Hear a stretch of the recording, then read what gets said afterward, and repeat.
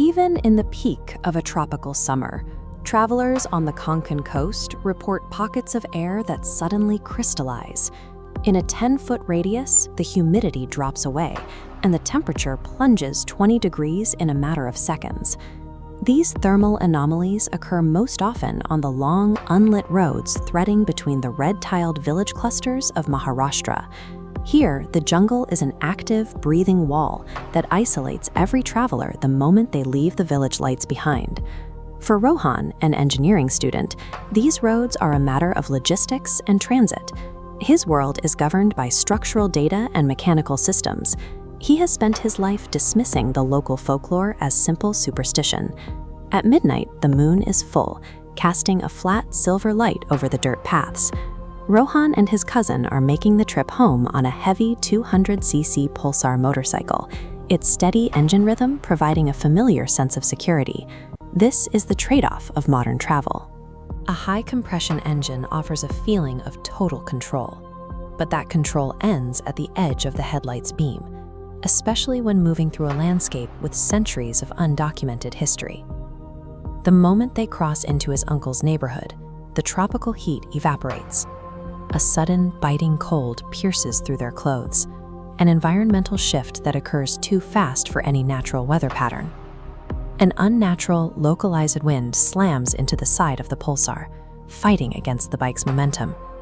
The pressure is so immense it forces the bike into a skid, bringing them to a hard stop in the dirt.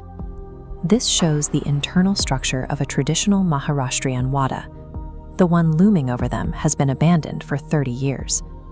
These structures feature deep, recessed courtyards that swallow light.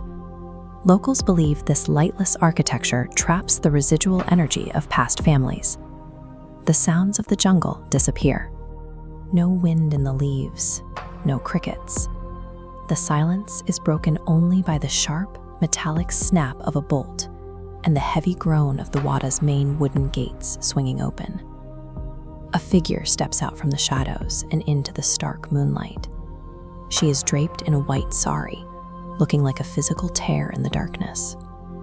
As she enters the light, the details are impossible. Her head is completely bald, a dark hemorrhage flowing from her scalp, staining the white fabric. She looks directly at them and pulls her mouth into a grin that stretches far beyond a natural human smile. Rohan's pulse thunders in his ears, and his breathing becomes shallow and ragged.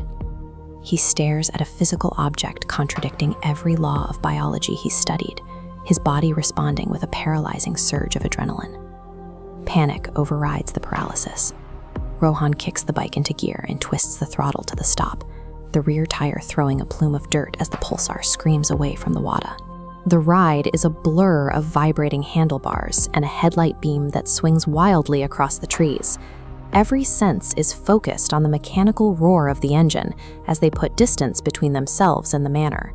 Rohan checks the mirror, expecting to see an empty road. Instead, he sees the white saree. The entity isn't drifting behind, she is actively sprinting, keeping a consistent distance in the vibrating glass.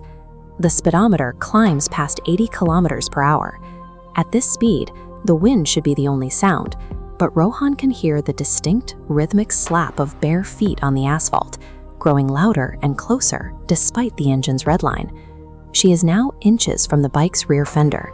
Her bleeding, smiling face is held perfectly steady in the air, tracking their speed exactly, hovering just behind the pillion seat, as if she is unaffected by the wind resistance. The gates of their own family home appear ahead. Rohan doesn't slow down. He leans the bike into a desperate sliding turn and crashes the Pulsar directly into the dirt at the entrance of the property. They scramble toward the house, but when they look back, the entity has stopped. She stands perfectly upright, exactly where the dirt road meets their property line. She is motionless, staring into the yard, but refusing to cross the threshold. This behavior, the pursuit that terminates at a specific gate, milestone, or well, is the recurring pattern in Konkan accounts. The entity followed the laws of the chase until it hit a boundary it could not pass. They didn't escape through speed. They escaped because they reached the end of her territory.